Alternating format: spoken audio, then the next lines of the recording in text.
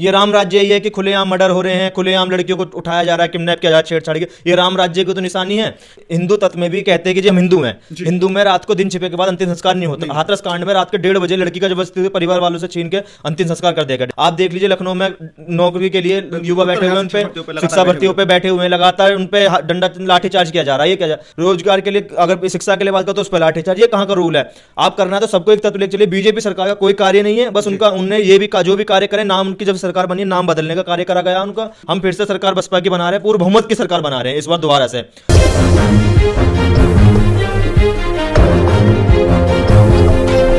क्योंकि हमने देखा मथुरा में क्या हुआ, हमने देखा काशी में क्या हुआ। परियोजनाओं के नाम पर कहीं ना कहीं देश का युवा ठगा गया, किसान ठगा गया। आप इसे किस प्रकार देख रहे हैं? देखिए, मैं इस प्रकार देखना चाहूंगा कि सरकार रही आपकी, दलितों के साथ अत्याचार हुआ, तो इसमें बीजेपी दलितों को तो ये माननी है कि अछूते ही ना बिल्कुल अलग कर दो, इनको वो नहीं करना। आपने ये देखा होगा कि हिंदू तत्व में भी कहते हैं कि जी हम हिंदू हैं।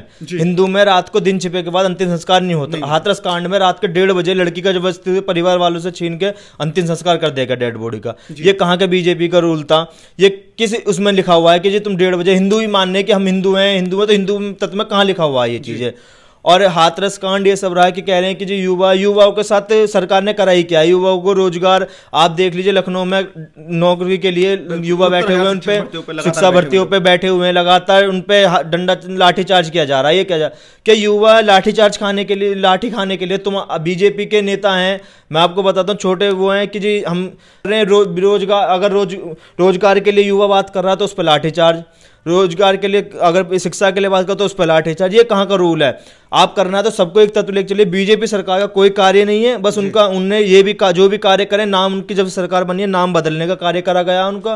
उन्होंने नाम बदलने पार्टियों के कि ये पार्टी है, उसका जो काम बसपा सरकार ने कर दिया उसका नाम बदल के अपना नाम रख दिया, और मुस्लिमों को, हिंदुओं को, सबको लड़ाने का कार्य करा है। अब मैं आपको फिर एक बार बताना चाहूँगा, हिंदू हो मुस्लिम हो, फिर बहुमत से बहन जी की सरकार बननी है। और दलितों की बात है, दलित बहन जी के साथ पहले भी था, आज भी है, और मुस्लिम वर्ग हो या कोई भी हो, ओबीसी या किसी का आने से 1-2% से कुछ फर्क नहीं पड़ता। हम फिर से सरकार बसपा की बना रहे हैं, पूर्ण बहुमत की सरकार बना रहे हैं इस बार दोबारा से।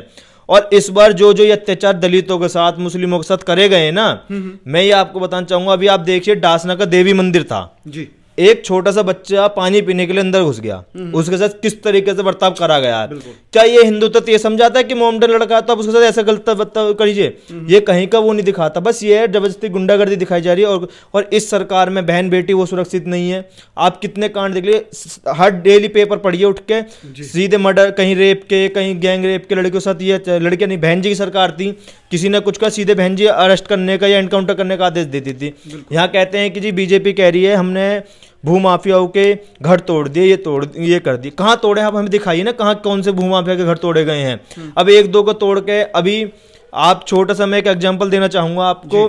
हाथरस कांड ही था, उस लड़की को कितने दिन तक उसकी डेड बॉडी को इधर उधर करा गया, रात के 1:30 बजे उसके घर वालों छीन के उसका अंतिम संस्कार कर दिया गया।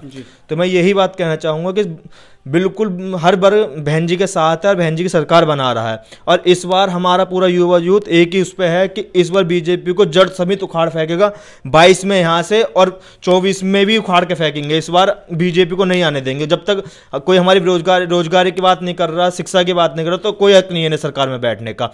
ये बाबा जी को तुम उसमें बिठा रहे हो, मंत्रालय दे रहे हो, क्या तरीका है ये? उन्हें पड़े बाबा जी को मंत्रालय, वो तो ये देख रहे जी मंदिर बना, तो मंदिर के खाने को दे रहे, मंदिर पे कटोरे के भीख मांगेंगे। जब तुम शिक्षा नहीं दोगे, रोजगार नहीं, तो भीख मांगे। गृह मंत्री जी कह तो रहे कि राम राज्य आएगा, तमाम चीजें सुदृढ़ हो जाएगी। ये राम राज्य ये है कि खुलेआम मर्डर हो रहे हैं, खुलेआम लड़कियों को उठाया जा रहा है, किडनैप किया जा रहा है, छेड़छाड़ की। ये राम राज्य की तो निशानी है।